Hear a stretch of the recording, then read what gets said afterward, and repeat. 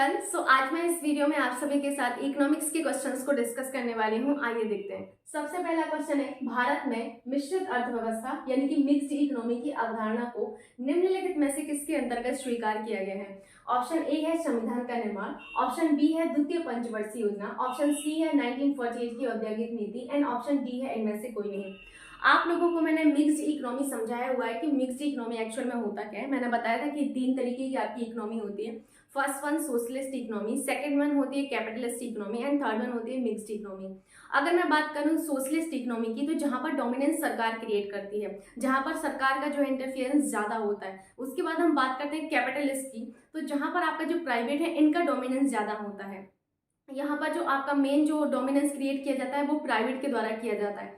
अगर मैं बात करूं आपके मिक्स्ड इकोनॉमी की, तो यहाँ पर जो डोमिनेंस है वो ना तो गवर्नमेंट के द्वारा क्रिएट किया जाता है ना ही प्राइवेट के द्वारा।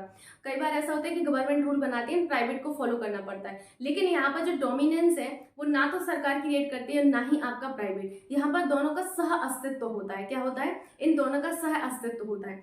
अगर मैं बात करूं मिक्स्ड इकोनॉमी के कंसेप्ट की, तो मिक्स्ड इकोनॉमी के जो कंसेप्ट है, ये जो अवधारणा है, इसको किस पंचवर्षीय योजना में स्वीकार किया गया है? आप सभी को याद होगा, द्वितीय पंचवर्षीय योजना में आपका जो मिक्स्ड इकोनॉमी है इसकी अवधारणा को स्वीकार किया गया है। अगर मैं बात करूं मिक्स्ड इकोनॉमी की, तो आप सभी को पता होगा मिक्स्ड इकोनॉमी के फादर कौन है, यानी कि जो आपके फादर माने जाते हैं, फादर ऑफ मिक्स्ड इकोनॉमी, याद रखिएगा, John Maynard Keynes. J.M.. Keynes को आपका क्या माना जाता है? जे.एम. आपके कीन्स को जो है आपका फादर ऑफ मिक्स्ड इकोनॉमी माना जाता है। ठीक है, नेक्स्ट क्वेश्चन देखिए आप लोग, मिश्रित अर्थव्यवस्था से तात्पर्य है, यानी कि मिक्स्ड इकोनॉमी से आपका क्या तात्पर्य है? ऑप्शन ए आप देखिए यहाँ पर आधुनिक एवं परंपरागत क्षेत्रों का सह अस्तित्व, ऑप्शन बी है सार्वजनिक एवं निजी क्षेत्रों का सह अस्तित्व, ऑप्शन सी है स्वदेशी एवं विदेशी क्षेत्रों का सह अस्तित्व, ऑप्शन डी है आपके पास इनमें से कोई नहीं।